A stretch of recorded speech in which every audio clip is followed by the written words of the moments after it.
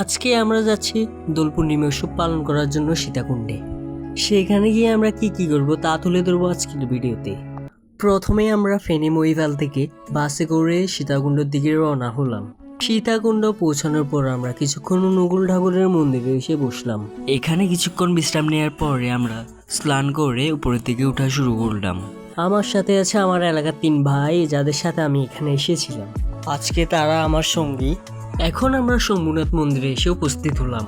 এই মন্দিরটা সকাল 7টা থেকে রাত 10টা পর্যন্তই খোলা থাকে। আমরা এসে এটা বন্ধ অবস্থায় পাই। তারপর আমরা বীরপাক্ষ মন্দিরের দিকে উঠা শুরু করলাম। আমরা রাতের বেলা উঠতেছি, তাই এখানে অনেক অন্ধকার। দোল পূর্ণিমা তিথিটা আজকে সন্ধ্যা 5:30 থেকে কাল সন্ধ্যা 5:30 পর্যন্ত রয়েছে। আমাদের মূলত রাতে উঠে সকালে নেমে যাওয়ার প্ল্যান। এরপর বীরপাক্ষ মন্দিরে উঠে গেলাম আমরা। এখন আমরা মহাদেবকে দুধ স্নান করাবো।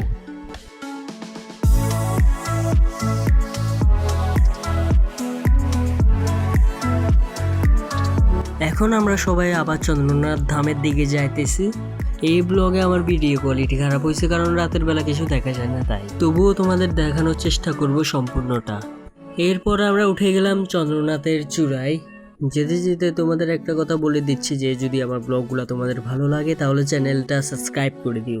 শিব চতুর্দশীর তুলনায় দোলের সময় মানুষ কম হয়, এই জন্য আমি দোল পূর্ণিমাতে এসেছি। চন্দ্রনাথ ধাম সমুদ্রপৃষ্ঠ হতে প্রায় 1200 ফুট উচ্চতায় অবস্থিত। এরপর আমরা আসল মন্দিরের দিকে যাইতেছি।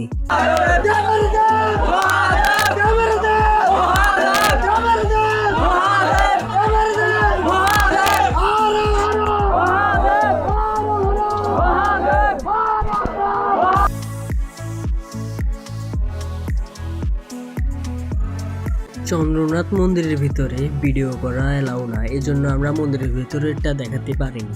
কিছুক্ষণ এখানে বসে আমরা আবার নিচের দিকে নেমে যাব। নামতে নামতে আমাদের প্রায় সকাল হয়ে যাবে। এখন আমরা নেমে যাচ্ছি। নামার সময় একজনকে দেখলাম দণ্ডি টেনে টেনে উপরে উঠছে। দণ্ডি টেনে টেনে এই পর্যন্ত সীতাকুণ্ড চন্দ্রনাথ ধামে 3 জন উঠেছি। এরপর আমরা চলে গেলাম সামনের দিকে। এখন বাজে ভোর 5টা। এখন আমরা শম্ভুনাথ মন্দিরে গিয়ে অপেক্ষা করব, কারণ শম্ভুনাথ মন্দির সকাল 7টা বাজে খুলে। এরপর শম্ভুনাথ মন্দিরে চলে আসলাম আমরা। শম্ভুনাথ মন্দির খোলার পর আমরা শম্ভুনাথ মন্দিরে ঢুকে মহাদেবকে দুধ স্নান করবার পর আমরা আশীর্বাদ এবং প্রসাদ নিয়ে চলে যাব। এখানে ভক্তদের অনেক ভিড় ছিল। এখন আমরা আশীর্বাদ এবং প্রসাদ নিয়ে চলে যাব। এই ব্যানারে চন্দ্রনাথ ধাম সম্পর্কে লেখা আছে। তোমরা তো জানোই মাতা সতীর ডান হস্ত বা ডান হাত এখানে এসে পড়েছিল।